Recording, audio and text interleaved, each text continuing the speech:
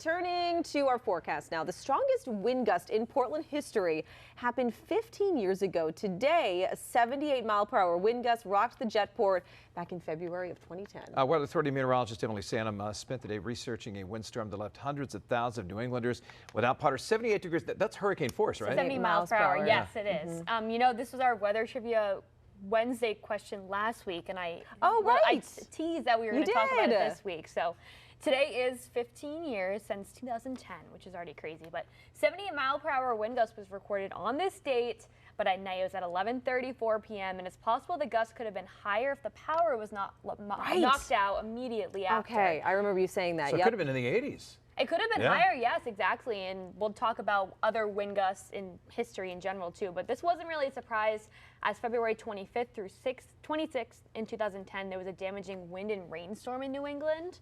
In New Hampshire, there were more than 250,000 power outages, which became second place for most power outages behind the ice storm in 2008 in New Hampshire alone. So you see, these are some of the pictures from Maine. So much damage. Man. These are our photos that we took. WGME's photos that we took when the storm happened, and just check out that tree in that house. That's a devastating sight to wake up to.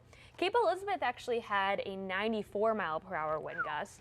Portsmouth, New Hampshire had a 68. So Portland wasn't the highest, but it was quite up there. I will say this storm also brought snow, rain, flooding, and here are some of the notable rain totals that I saw. Bath, Maine had 5.39 inches of rain over those 2 days. That's almost half a foot. And that was like more than we saw like when we went through that like drought phase. Yeah, you know, just last year. Yeah, exactly. Portland was 4.37. This is just rain.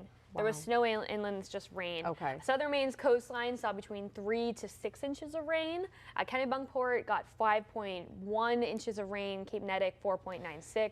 Elliott 4.60, and Elliott's already far in southern Maine. And we're probably lucky that was rain, because if you make that into snow, that's probably like a couple of feet of snow if it's 5 inches of rain, right? Yeah, it's a lot. And you know, this was a warmer event too. In February. It's warm already this week in general, and we are seeing a lot of rain events because of that. It's just an active week in general. Here are the top 5 strongest wind gusts in the Portland area. You can see that today is number 1 at 78 miles per hour. There are 3 different dates that tie for number 2. In September 12th, 1960, was actually Hurricane Donna. So it's crazy that this wind gust from a windstorm and rainstorm actually surpassed a hurricane for Portland, the Portland area. And then really the most recent after 2010 was November 12th of 1995 with a 72-mile-per-hour wind gust. And on our website, WGME.com, I also have a full list of the top 10, which also includes other hurricanes and tropical storms. Yeah, I remember covering that February 25th, 2010 storm and going out to some of the neighborhoods, and just I could not believe how many trees fell on houses. Yeah, we have some pictures here, and they're just so crazy. And cars.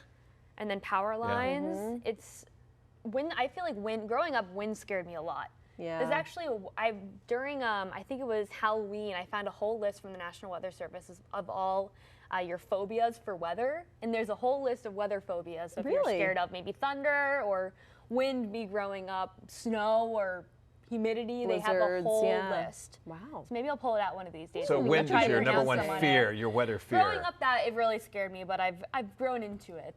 I've explored it more. You and my cat are the same. Mitten's always, his ears perk up, his eyes get wide when we hear the howling of the wind. It's scary and you can't control it. Yeah, and you can't explain to a cat what's going on. No, exactly. You can just cuddle with them, that's all. Yeah, exactly. Well, if you have any weather-related questions, like what other phobias there are that we just talked about, you can always email us at weather@wgme.com.